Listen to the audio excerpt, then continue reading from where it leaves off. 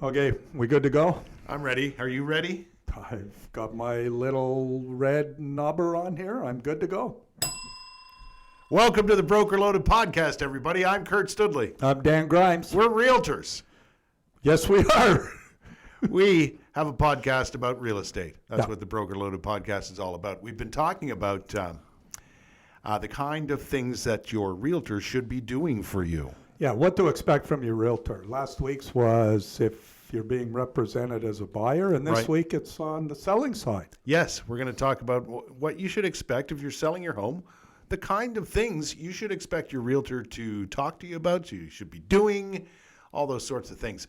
And Dan Grimes, very experienced realtor. He's been around a long time. I mean, look at him. Long time. Right?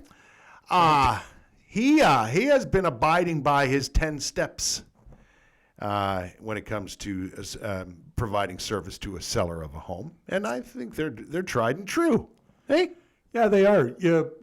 Up until technology was available, usually realtors had 6 or 7 steps that they'd follow just to keep everything on track for the seller.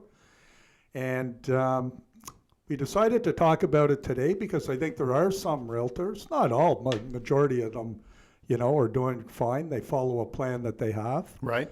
But a lot of them are taking this market for granted, putting a for sale sign up on a front lawn.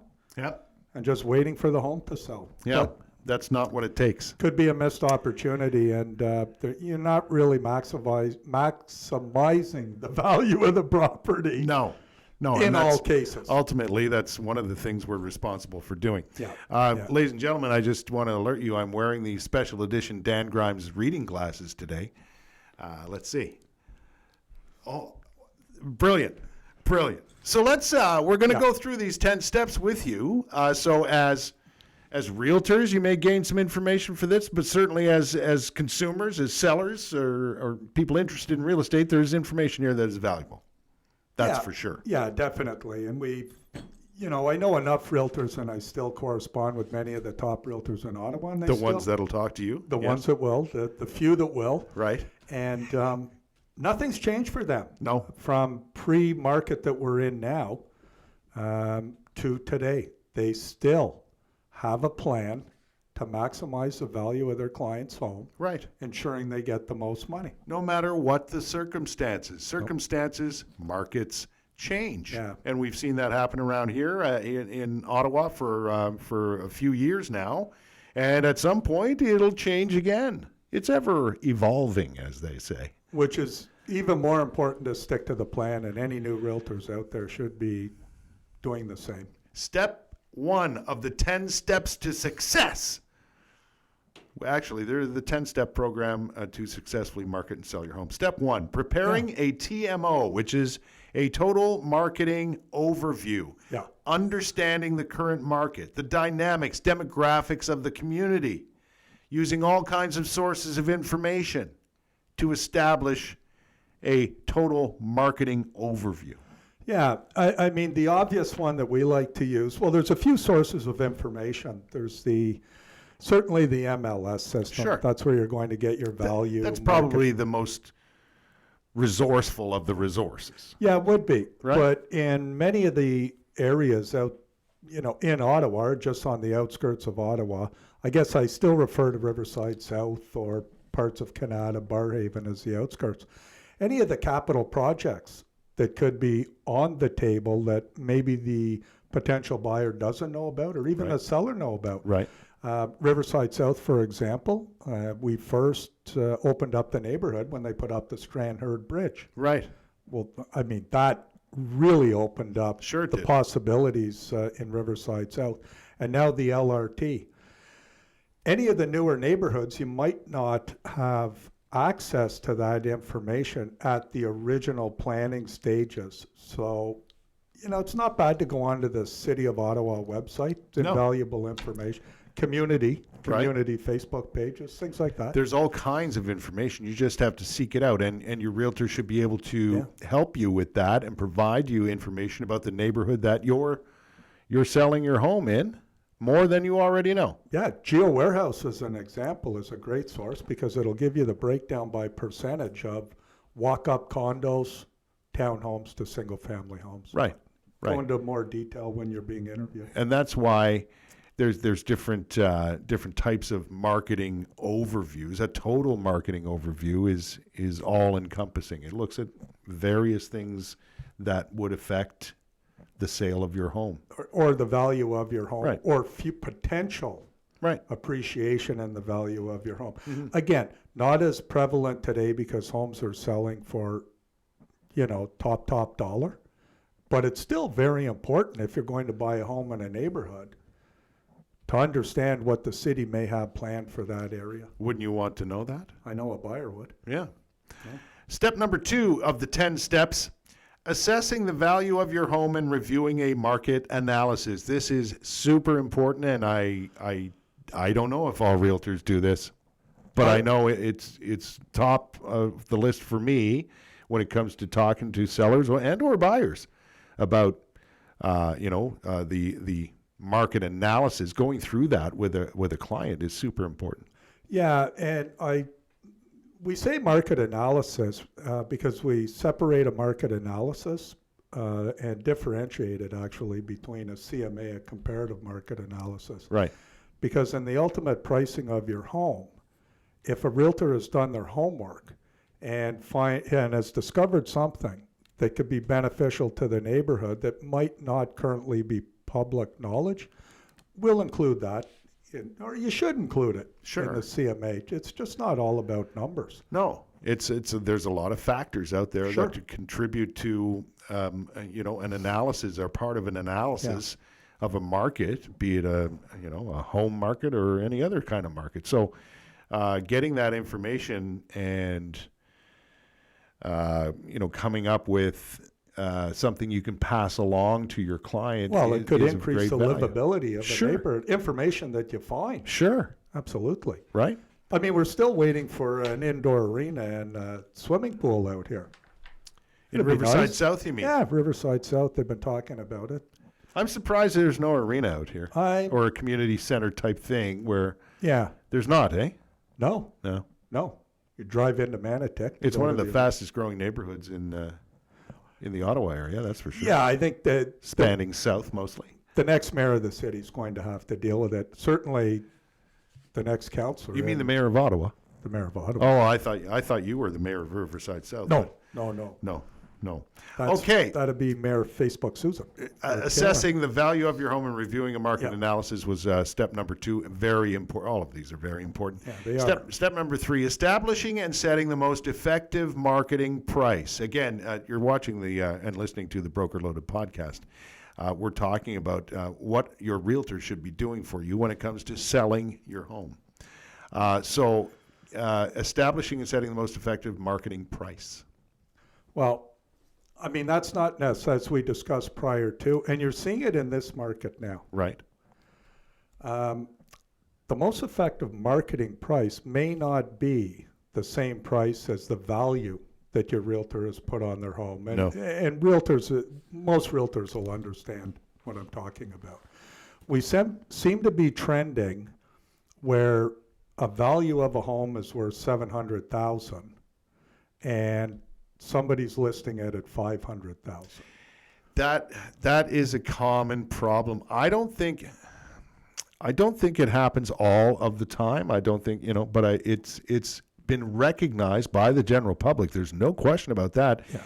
As a sort of tactic to encourage multiple offers, and so list it low and end up high is what a lot of realtors seem to be doing. And I'm not sure that's the most effective strategy currently. Well, it was effective for about 2 cups of coffee, I'd say a year and a half or 2 years ago. I mean, realtors are still using it, and the public's not being fooled by it, and realtors know. I don't think it looks good on realtors. Well, it doesn't look good. Actually, now the trend is, if you ask the public, they just think realtors don't know what they're doing. Right. And realtors who do that, be warned. You look like you're not doing your job properly or professionally. Right. But the most effective marketing price, just to, cap this out, an example would be 5 townhomes listed at $600,000. Okay. for the sake of this, all identical. You know where there's 5 townhomes listed right now? The whole province of Ontario. Yeah, basically. Exactly. So, and you've got the same model, call it a Frisco model. So there's 5 Friscos, 600,000. 600 grand each. 600 grand. And they're all on each. the market right now. They're all on the market right now. I'd be suggesting marketing price. The most effective marketing price would be something just below that. Right. And So- why would you want to list? But this is all about getting the most money for your client. Why would you want to list lower than everybody else? Well, because you're going to ultimately get more activity, because the way, for the public who doesn't know, the way our MLS system works, they come up numerically. So the lowest price to the highest price. So if somebody today is considering putting an offer in on one of those Friscos at 600 and you come out at 595 that day, that buyer's going to see that, because that buyer's going to be notified immediately through our auto notification system. They're going to want to see the one listed at 595. Absolutely. As well as every other buyer or potential qualified buyer who's looked at one of the other ones at 600,000. So it is fair to say you will likely get more activity, and you'll have a much better chance, even though you may get 6 offers in today's market. Right. You may get 10 by marketing your property that way. Right. And that's not listing low to get high. No, that's not at simply a marketing strategy when you're up against other properties. Absolutely. Right? 100%. Yeah, you're making it attractive for buyers to want to come see that home simply because it's basically the same as the other listings, but You're going to get more traffic. yeah, it just stands to reason that if it's $5,000 lower, then yes, Well, as a buyer, I want to see that. It's common sense. Even if there was only one other one at 600,000 and you went in and you really liked it, and then on your phone it popped up that the one around the corner is for sale now at 595. Right. You're going to want to see it. Sure. That's just smart shopping, Common sense. right? Common sense. And that is not to say that because you've listed a little lower, you're going to end up lower. As a matter of fact, because you've done that, you may in fact get a higher price in the end. List less to get more. Right. They've been saying that. But not undercut it to the point to where it's you can walk around going, oh my God, I sold that house for 150 grand over asking. You know what I mean? Yeah, no. And any realtor who'd come in, and especially today, after, we're well past wondering about what the market's going to do. Any realtor who comes in today and suggests listing your property $100,000 under market value, they're just not doing their job. It is one of the most important things. So an effective marketing price is paramount to success. And it's not necessarily the evaluated price of your home. That's right. All market conditions take precedent. Absolutely. And strategy. You have to think. Yeah, and you have to lay that out for your client, what to expect. Yeah. There's a lot of unpredictability in real estate, and certainly in the current market in Ottawa, it is as unpredictable as it's ever been. Am I right? Changes weekly. Yeah, you never know what's going to happen from listing to listing. No. You could have a listing that, you'll get 50 showings and you'll expect to be, miles above your asking price by the end of it, but that may not happen. It may not. May not. So, work on that with your realtor. Talk about that with your realtor. Calculating your bottom line with a net sheet is step number 4. Yeah. What's a net sheet? Well, what are they going to net out of the proceeds? Net proceeds. Oh, I thought it was something you put over your net. But You're anyway, from the East Coast, and you probably thought it was a Net net sheet. made out of paper. but your bottom line is where you end up, right? Where you end up, it's not difficult to calculate the cost of selling your home, less fees, legal fees, what other disbursements you're going to have. Now, I personally don't use a net sheet, but what I do talk about with my clients is, okay, let's go through the seller's guide and the things that you can expect to pay for.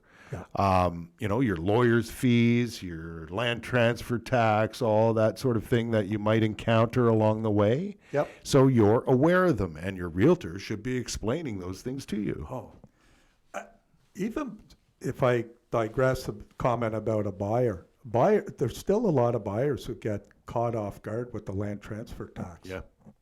Like first-time buyers. Yeah. So it's nice on And- both sides. Yeah, depending. Go through the expense. Yeah, exactly. It's something you want to know because you don't want to be surprised come closing day No. or whatever it is that you're like, oh, I was expecting this, and the final tally is you've got to pay land transfer tax. But by the way, there's a rebate for first-time home buyers. Yes, there is. Don't forget about that, realtors and buyers. Step number 5 of our 10 steps to success in selling your home: preparing your home for the market. We're talking about staging, photographs, touch-ups. That's one of the biggest questions I get, and certainly with people who may have been in their home for a long time and are selling. I've got a couple of those right now, as a matter of fact.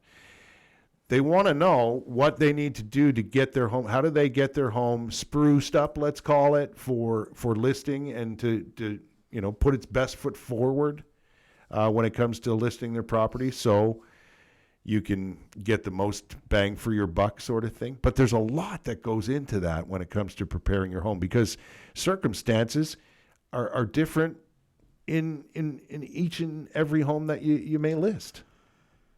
Yeah, and there a lot of sellers, particularly ones my age and older, and I am a senior citizen legally now. You wouldn't know it. Well, actually, we both are.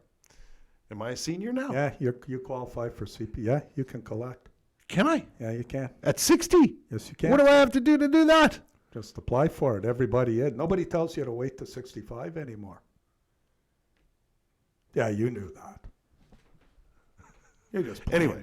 Anyway. Okay, so preparing your home for sale. The reason I bring up seniors, humorously, of course, a lot of people that have lived in their home for 30 or 40 years, the least amount of disruption, the better. Right.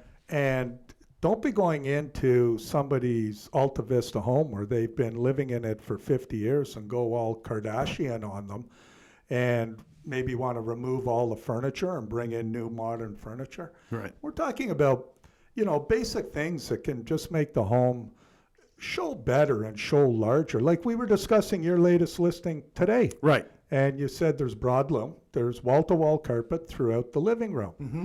Well, not a bad idea. The home happens to be vacant.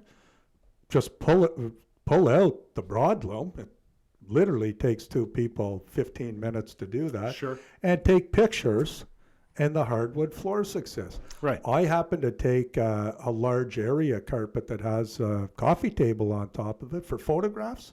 I always roll it up, do the photos, and roll it back. Generally, show the floors. Right? Yeah, show the floors. A lot of people are concerned about, touch-ups and paint. First impressions are everything. We generally tell people to budget as little as $1,500 just to get some paint touch-ups done. Maybe change out, it really makes the place look much more modern and update. Changing doorknobs throughout the house. The doorknob is seriously, and that's a good point. It is. It reminds me of baseboards. Like I always look at baseboards to see what kind of condition. And imagine it should take you a few hours, or a handyman or a painter a few hours to redo some baseboards. It makes your place shine. But the doorknobs, you were right. You were giving your own example. I had the classic fake brass doorknobs in my house. Right. With the even faker white porcelain center. You know the ones. Faker? Faker? More fake? More fake? Yes, I had those. You know, as Shaquille O'Neal once says, those doorknobs are horror awful. Right? He actually said that? He said he was talking Pretty about, close. He was talking about an outfit that the commentator had. Okay. Yeah, that jacket is horror awful. That's horrible. It's awful. It's horror awful. So anyway, the doorknobs, we replaced all those, got them all on sale at Home Depot, and they're the ever popular, what are they? The brush. Antique. They're the brushed antique black, Yeah. flat oil looking ones. They match your doors. Yeah, they match my door. Anyway, Yeah. think about your knobs, everybody. Think about it. Your baseboards. If you need to do some painting, if it's required, Yeah. yes. But it all depends on the listing and what you expect out of it. You got to consider this when it comes to paint. You may paint the entire house, but somebody who buys them may want to repaint the whole thing. So, Yeah. depending on the condition of your home and the do you get a paint job done or do you just do touch-ups, right? It depends on the situation, but you do have to budget for that sort of thing. And it's one of the first things I do, and it's one of the first questions I have, especially with people who've been in their homes a long time. What do I need to do? And there's a lot of people who seem to want to go over the top with this in certain situations and do too much because they want it to look its best. But you can go too far. You can spend a little too much money and maybe not recover that when it comes to selling your home, right? It's just not necessary. And I mean, I appreciate the function of a stager and bringing them in. Yes. I get it. That's the world we live in, where everybody needs a consultant for everything. Right. But we don't look like a couple of interior designers, though we could be. But we know what works when it comes to We know it works, listing and we a know home. from experience when we go in to remove this piece of furniture. It's too crowded in here. Pull this carpet up. I, for one, when you walk into a home, especially the newer homes, I'll say in the last 25 years, a lot of people tend to put their couches along that back full wall of window. I always have them rearrange the furniture because people like to go look through that. Stand at the window tall and look out into the backyard. There are certain basics when it comes to creating flow in a home. That's one of the catchwords people like to use. But what you need to do, what I talk to my clients about, Danny, and I'm sure you'll agree with this, is that I look at how much do I need to declutter and how much get your home in a condition where you allow potential buyers to envision themselves in your space. Critical. Oh, that's absolutely. That's it in the end. That's it. If it requires you to go in and move a few things around, if it requires you to have a staging consultant come in and give you ideas as to how to do that, because it can be a bit mesmerizing, and there's nothing wrong with that. And I have a listing coming up, and it's a huge home in Canada Lakes. It's vacant. It needs to be staged. And we're going to bring in the furniture and do the whole meal deal simply because it requires it. Yeah. Otherwise, you're not going to get top dollar for that property. But that's a huge place in Canada Lakes that's going to sell for close to $1.5 million, I'm sure. And it's vacant, it's empty right now, and it doesn't look good empty. So that's when you want to spend the kind of money to bring in staging furniture, have it done properly, get the pictures done, let the people come in and see this beautiful home, right? So every situation is different. You don't want to overspend and not recoup that money when you end up selling your home. So that's where you have to find that line. And I think it's worth the expense to at least furnish like I go into places that are vacant where just the living room and dining room have been furnished. Right. Okay. Where the upstairs remains, but it gives somebody the idea, and I have to say this, virtual staging, the technology is just not there. It still looks like it's getting there, but it's still worked for me. I've done it a couple times and it's worked. Okay, I was going to make a comment, but I don't do it. I don't do it in every room in every listing. No. For example, this big place that I'm about to list in Canada Lakes, we're doing the main floor. Okay. Right. So the living room, dining room, office, kitchen. And then we're doing the primary bedroom upstairs with staging. The rest, we're not going to fill every bedroom. Okay, so you're not talking virtual. No, not virtual, real staging. No. We're not going to fill every bedroom with furniture. Yeah. We're not going to, the basement's completely finished, but it's a huge space. But when people walk in and see that main floor with the beautiful staged furniture, and it gives you an appreciation of what the home could look like, Absolutely. right? No. And that's critical. important. But again, think about your circumstances, the type of home Yeah. you have, the condition of home that you're putting on the market, and what it will cost you to do certain things. That's when you go back to your net sheet, right? And you go, okay. Yes. So, work with your realtor on what you should and should not be doing, because ultimately it's important to do certain things to get your home to a certain listing condition, but it's just as important not to do some things that are not going to benefit you, Oh, right? that's key. You're watching That the is Broker key. Loaded Podcast, by the way. We're talking about what to expect from your realtor, part 2, the Seller's Edition. Yes. And we've got the 10 steps that Danny Grimes has been using since the invention of real estate to help you. Okay? So we were just talking about preparing your home for the market. Now, step number 6 of the 10, Danny, Yes, sir. the plan to promote and market the property, including determining where would a likely buyer come from for that particular home in that area.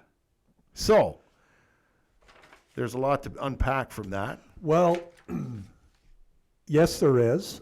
However, in this market where generally we're getting multiple offers on all properties, so buyers are coming from everywhere. Right. And of course, as we know, not just from the Ottawa region, coming from the Golden, is it the Golden Horseshoe? Is that what they refer to Toronto and all around Toronto? I think so. It's a golden The big something. smoke.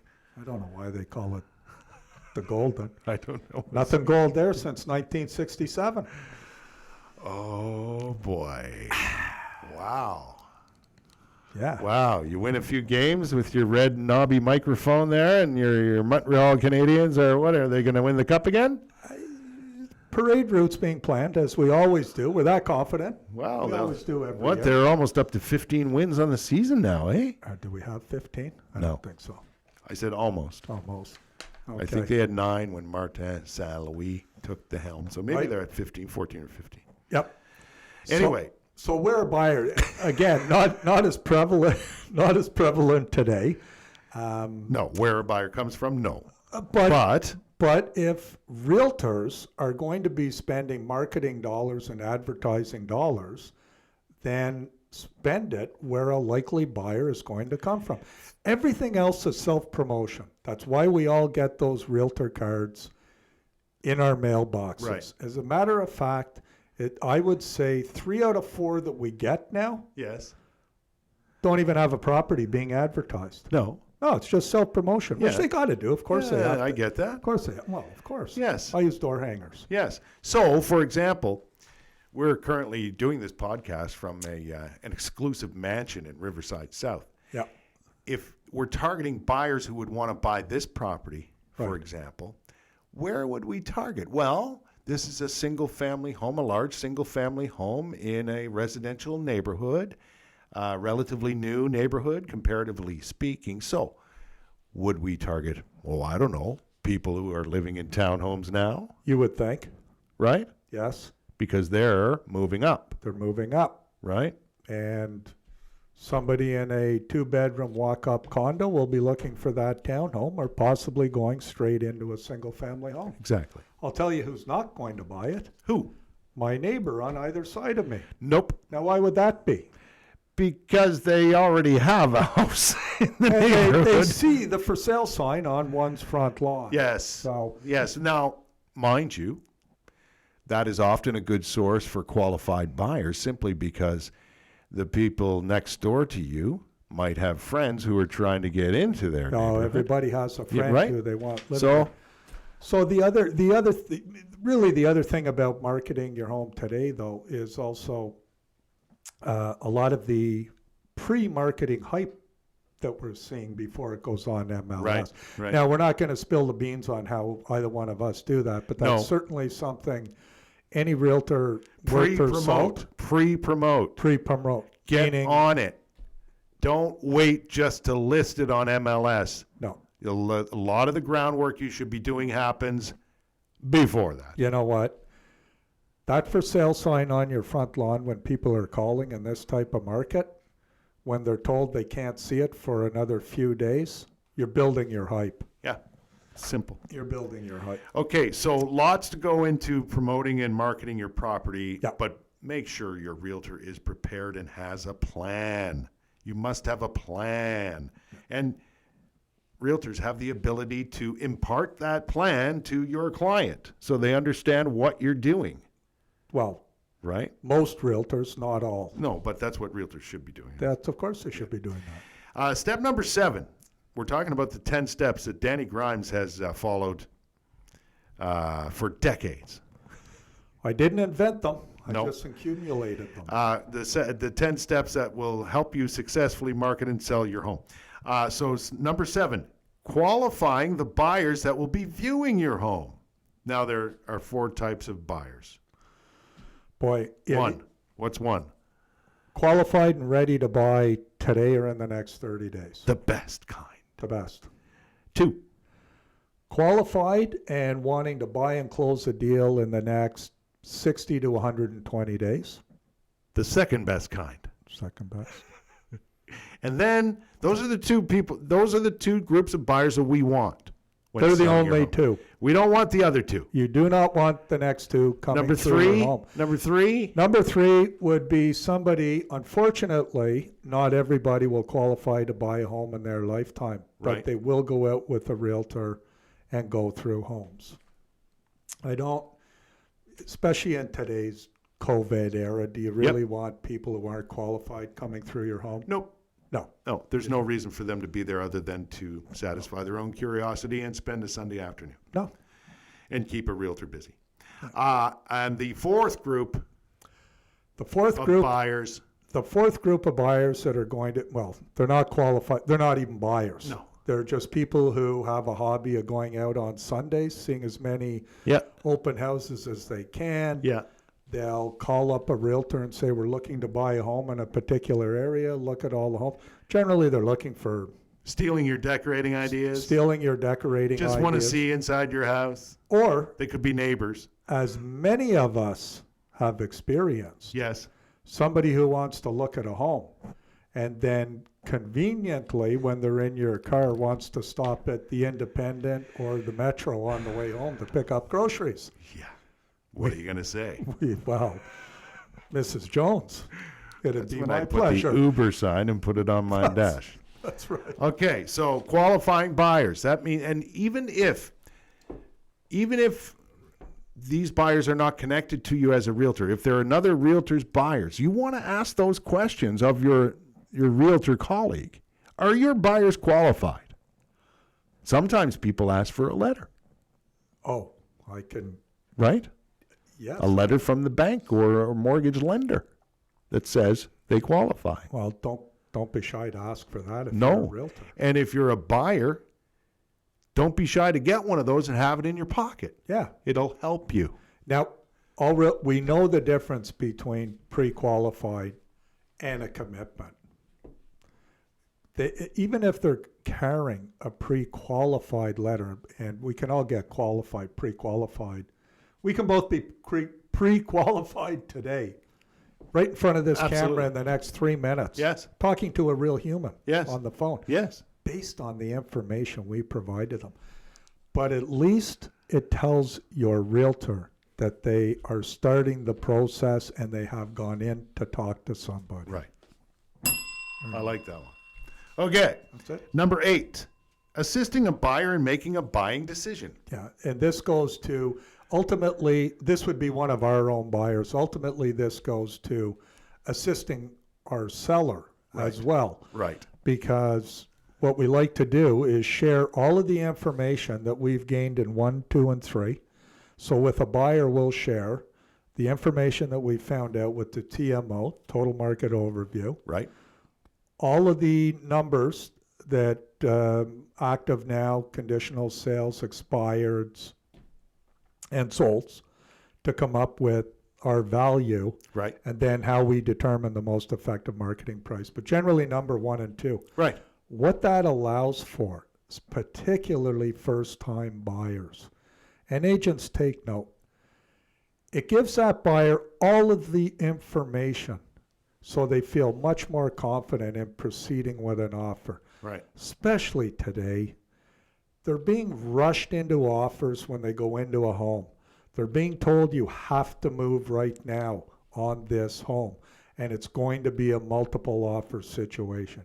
I'll ask realtors, how do you expect a buyer to move confidently in that transaction if you haven't shared the information with them about how you put the value on the property? And that is why we are seeing so many firm offers fall through within the next 2 or 3 days. And we've all talked about it in the industry because we all have our Facebook pages where we chat.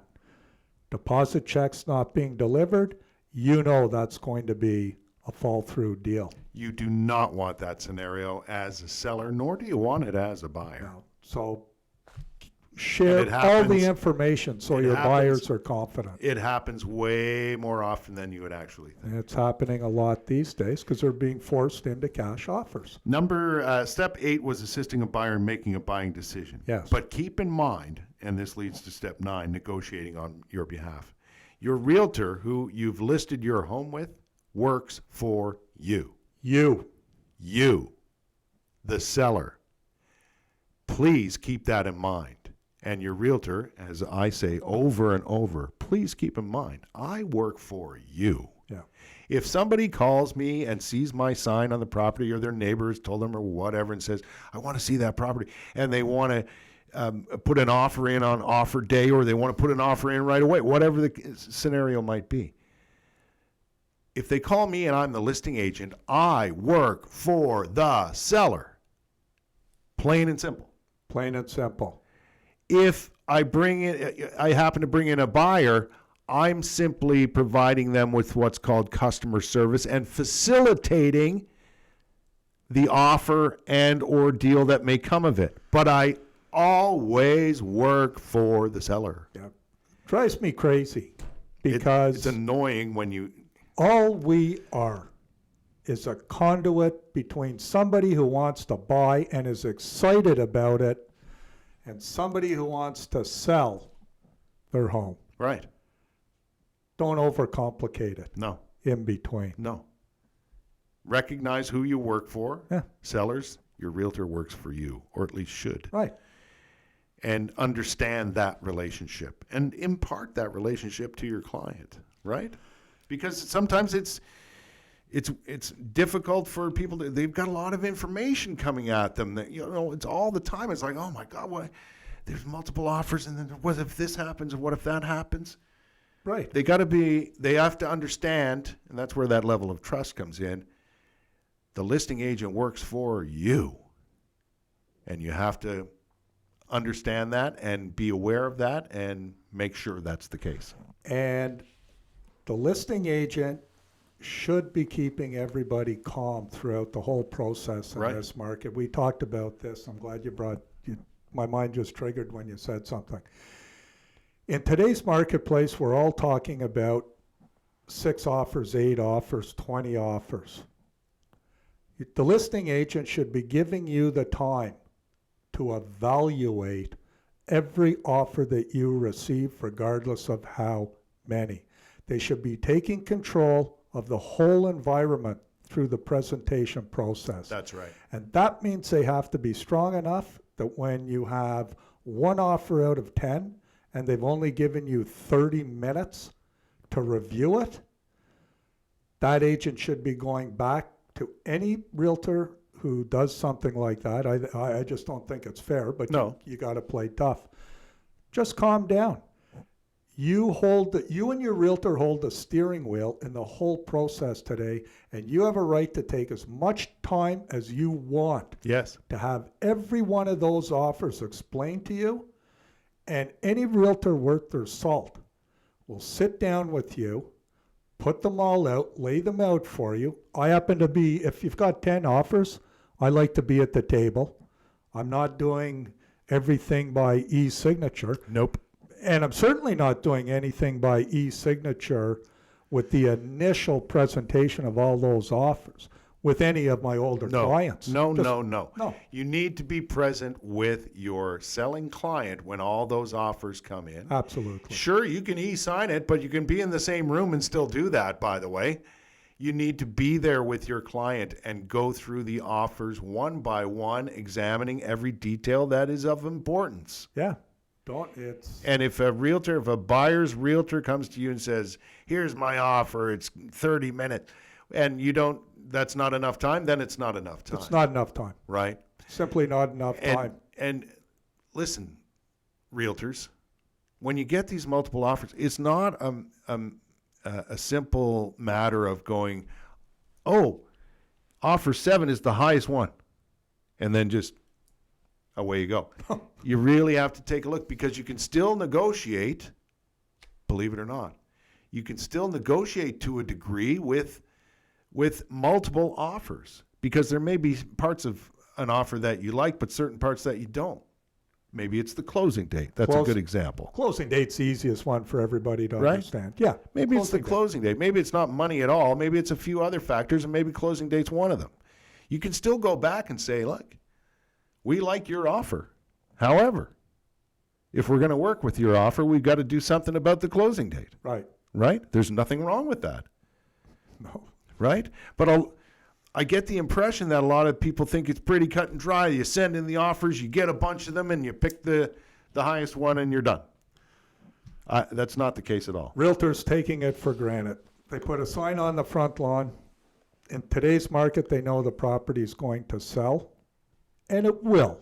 If you have 10 offers on the property, one of them is going to. Right now, it's important, though, to just sit back, have that realtor find out as much information from the realtor representing the buyers, and don't leave any money on the table. This, by the way, will set a record as our longest podcast. I don't think so. Last week. Maybe. 46 minutes last week. Your sellers, your realtor works for you and should be negotiating on your behalf, and they should know how to do that. Yes. Number 10 of our 10, and this is a short one. Yeah, seeing the transaction through to close from start to finish. So that just simply means your realtor, once the deal is done, the deal's back in his hands, in his office hands. He'll look after all the paperwork for you. That's what we do. The office will get the agreements out to the lawyers. There is a space in between when the deal goes firm, that is, in fact, your house is officially sold, yep, to the time of closing. And that's where lawyers do their work. That is the time frame where lawyers do their work. But that is not to say that your realtor is out of the picture. No. Right? You still have work to do. You should be checking in with your client. You should be updating them with any information. You should be providing them with a list of things they might need to do before closing, things like that. But it's not a time to just disappear and wait to collect your commission check. No, it's not, because I used this word earlier, and we were talking about it again. The listing realtor, at the end of the day, when the deal is done, he's the conduit to all parties that were involved. Right. If the buyer has a question about if you had the opportunity to have an inspection, or you saw something in the house you wanted to maybe clarify or get an answer on, it all runs through the listing realtor. The lawyers through the listing realtor. An odd twist, Dan. Yeah. An odd twist. I posted something about that on my social medias today. I always read your social media, so I've read it, but I just haven't. Right. Oh. The one about the what I posted today was, it takes a big. Was that you and your wife? No, it takes a big. It takes a big team. Yes, it does. Right, to put this transaction, either from a buyer or seller's perspective, to put it all together. Yeah. We're talking about lawyers. We're talking about accountants. We're talking about mortgage specialists. Yes. We're talking about handymen. We're talking about movers. We're talking about. There's a large group of people who ultimately are involved in this. And your realtor, again, is that go-between for all of that. If I had a client ask me today who is moving from Ottawa out west to be with her family, and she's like, I don't have a ton of stuff to move. Should I be driving or, rent a truck and drive out there, or should I get one of those pods? And she didn't know much about the pods, but then I thought to myself, this is perfect because the pod is perfect. I don't want my client driving across the country in a U-Haul. I don't. Right? I want her to be nice and comfortable on her trip. Yeah. So why not get a pod into her driveway that we can fill up, and when it's done, we can ship it out to where she's going. Yeah. Right? So those are the kind of things that realtors should have at their proverbial fingertips. Definitely. And we all have those resources. We always have those resources, and if we don't know the person that you require, we will find it. Right? We're going to find that person, that service for you. Absolutely. That's part of what we do. Yeah. So, and oddly, it goes hand in hand with seeing it from start to finish. Right. Because there's that period of time where you can get a lot of stuff done while you wait for closing to make sure your client is ready to move and has all things under control and good to go. Right? Absolutely.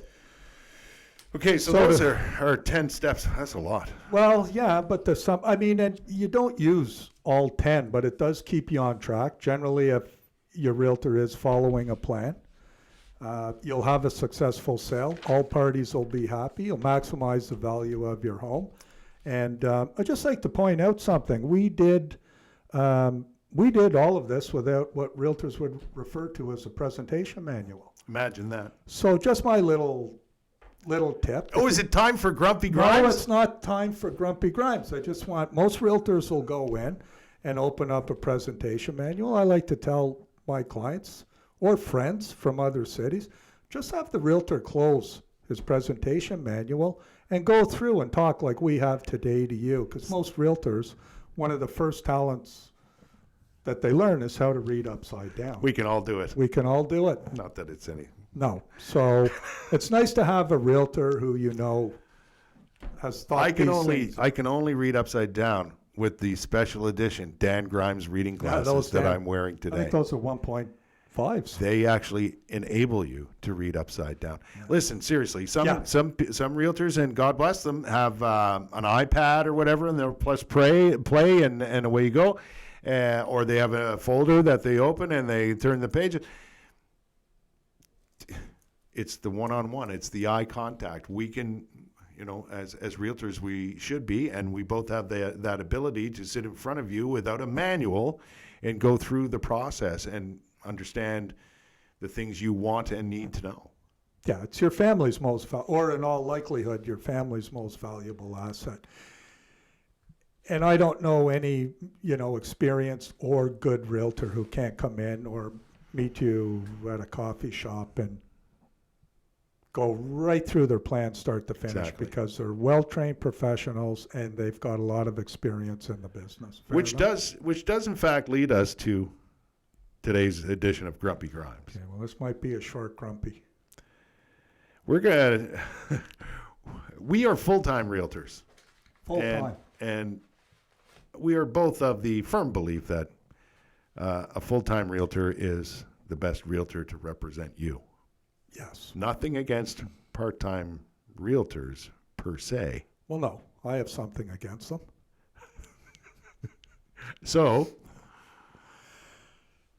I posted it on. It was probably one of the more popular posts that I did on Facebook, and I was very happy to see that it was mostly realtors who replied in a positive way.